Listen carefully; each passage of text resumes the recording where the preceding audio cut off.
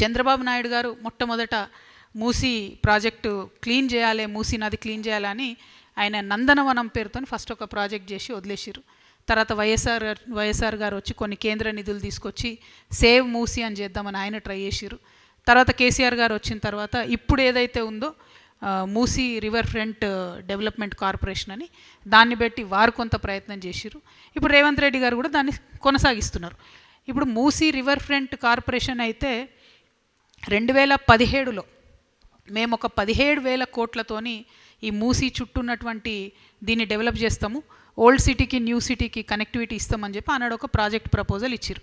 ఇస్తే మన రాష్ట్రంలో ఎన్విరాన్మెంటల్ ఇంపాక్ట్ అసెస్మెంట్ చేసేది, పర్యావరణ పరిరక్షణ చేసేటటువంటి సంస్థ 2017లో రిజెక్ట్ చేసింది ఈ ప్రపోజల్ని. ఏమని, మీరు 30 లక్షల ఎస్ఎఫ్టీ కడతామంటున్నారు, 30 లక్షల స్క్వేర్ ఫీట్లు మూసీ రివర్ బెడ్ మీద కడితే ఇబ్బంది అవుతుంది, కాబట్టి మీరు దీనికి సంబంధించి ఏదైనా కేంద్రంలో ఇంకో సంస్థ ఉంటుంది వాళ్ళ దగ్గరికి పోండి అని బీఆర్ఎస్ ప్రభుత్వం ఉన్నప్పుడే ఎన్విరాన్మెంటల్ అసెస్మెంట్ వాళ్ళు దీన్ని రిజెక్ట్ చేయడం జరిగింది. ఇప్పుడు మరి అదే సంస్థ మళ్ళీ పర్మిషన్ ఇచ్చింది ఇప్పుడు టీఓఆర్కి, ఈ రాష్ట్ర ప్రభుత్వానికి. Same organization which rejected in 2017, now they are giving permission again. 2017 overall 17,000 crores 30 lakh SFT అన్నది అప్పుడు ప్రపోజల్. ఇప్పుడు ఓన్లీ ఫేజ్ 1లో 18 లక్షల ఎస్ఎఫ్టీ అని, ఇప్పుడు 18 లక్షల స్క్వేర్ మీటర్లు డెవలప్ చేస్తామని ఇప్పుడు ప్రపోజల్ ఒక ఫేజ్ 1లోనే. మరి ఇప్పుడు ఎట్లా ఇచ్చారు పర్మిషన్ టీఓఆర్కి, అప్పుడు ఎట్లా రిజెక్ట్ చేసిండ్రు?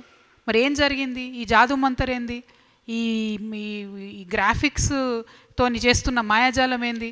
అమరావతిలోనేమో ఇడ్లీ ప్లేట్లు పెట్టినట్టున్నారు అప్పుడు గ్రాఫిక్స్తోని, ఇక్కడ మన సీఎం గారేమో ఇడ్లీలు పెట్టిరు నిన్న. మొత్తం అది గ్రాఫిక్స్ ప్రజెంటేషన్ ఆ బొమ్మ అంతా చూస్తే ఏం లేదు, ఇడ్లీలు ఉన్నాయి, 2-3 ముగ్గులు ఉన్నాయి, అంతకు మించి అందులో ఉన్నదేం లేదు.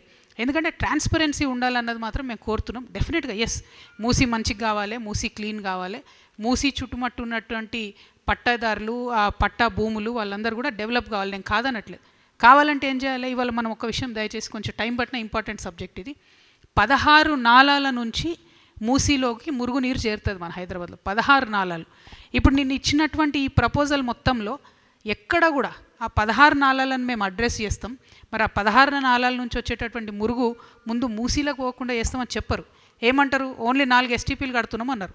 4 ఎస్టీపీలు మొత్తం ఈ 16 నాలాస్ అడ్రస్ చేస్తాయా? అది స్ట్రేట్ క్వశ్చన్, టెక్నికల్ క్వశ్చన్.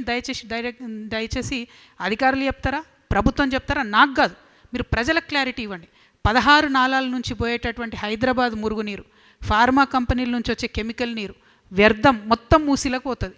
మీరు దాన్ని క్లీన్ చేయకుండా ఎన్ని వేల కోట్లు పెట్టి ఏం డెవలప్మెంట్ చేసినా కూడా ఏం లాభం ఉంటుంది? ఫస్ట్ పాయింట్ అది. సెకండ్ పాయింట్, మీరు మల్లన్న సాగర్ నుంచి గోదావరి నీళ్లు తీసుకొచ్చి మూసీని ప్రక్షాళన చేస్తాం, మంచి చేస్తాం అన్నారు. ఒరిజినల్గా కొండపోచమ్మ సాగర్ నుంచి 1100 కోట్ల రూపాయలతో వచ్చే ప్రాజెక్ట్ని మీరు ఎస్టిమేట్ పెంచి 7,000 కోట్ల రూపాయలు మల్లన్న సాగర్ నుంచి అన్నారు. సరే, సంతోషం. మరి ఆ పనులు మొదలు పెట్టినరా? మీరు ఇప్పుడు మూసీ క్లీన్ చేస్తామంటున్నారు, ఏడుకెళ్ళి చేస్తారు క్లీను? వాటర్ ఎట్లా వస్తుంది, ఫ్రెష్ వాటర్? దాన్ని ఆలోచించండి. మూడవది, నేను మొన్ననే జియాగూడ పోయి వచ్చిన. జియాగూడలో అక్కడ మన గొర్రెలు అమ్ముతారు, మేకలు అమ్ముతారు, మా యాదవ్ సోదరులందరూ, పెద్ద మార్కెట్ అక్కడ. కరెక్ట్ దాని ముంగట్నే మూసి ఉంటుంది, రోడ్కి అవతల సైడ్ మూసి ఉంటుంది.